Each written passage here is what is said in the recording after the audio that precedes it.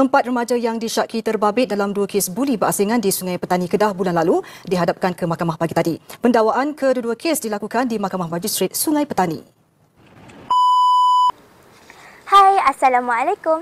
Hari ini kita akan mengupas tentang isu buli fizikal di sekolah. Apa itu buli fizikal? Buli fizikal adalah satu tindakan kasar yang menyebabkan kecederaan ataupun kesakitan kepada orang lain. Tahukah anda bahawa buli fizikal adalah satu bentuk buli yang paling jelas kerana ia melibatkan tindakan fizikal. Cuk. Tapi hari ini kita tak cakap pasal buli fizikal yang jelas. Hari ini kita akan bercakap tentang buli fizikal yang tersembunyi. Kita sering dengar tentang buli fizikal biasa seperti tumbuk, tolak, sepak dan sebagainya. Tapi hari ini saya nak tunjukkan tentang buli fizikal yang luar biasa, iaitu buli fizikal yang lebih senyap. Tiada darah, tiada jeritan, tapi lama-lama merosakkan seseorang. Ini dipanggil sebagai buli fizikal mikro.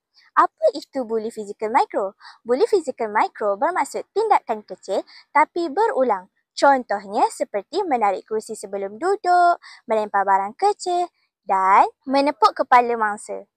Ini nampak kecil kan? Tapi sebenarnya bila berulang, perasaan malu, sedih dan marah semakin meningkat. Sebenarnya, buli fizikal mikro ni jarang dilaporkan sebab mangsa pun fikir, alah biasa je, alah gurau je pun. Tapi sebenarnya, mereka sudah hilangkan diri dalam diri mereka. Mereka takut bercakap, takut disentuh dan takut untuk jadi diri mereka sendiri. Mari kita tengok langkah-langkah yang boleh kita lakukan untuk mencegah buli fizikal di sekolah. Gunakan teknik cegah. C. Cegah dari awal dengan pendidikan moral. E. Empati diterapkan dalam diri pelajar. G. Galakkan laporan kepada guru. A. Ambil tindakan tegas kepada pelaku. Dan H. Hargai rakan. Saya selalu kena pukul dekat bahagian kepala, dekat bahagian badan. Saya tak luka pun, tapi dengan perbuatan tu saya rasa dia orang tak hormat pun saya. Dah tengok kan video tadi?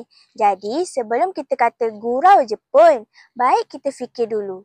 Kalau orang tak ketawa, itu bukan gurauan, itu buli. Jadi marilah kita sama-sama hentikan buli. Sama ada yang jelas ataupun tersembunyi. Jadi hentikan buli. Bye.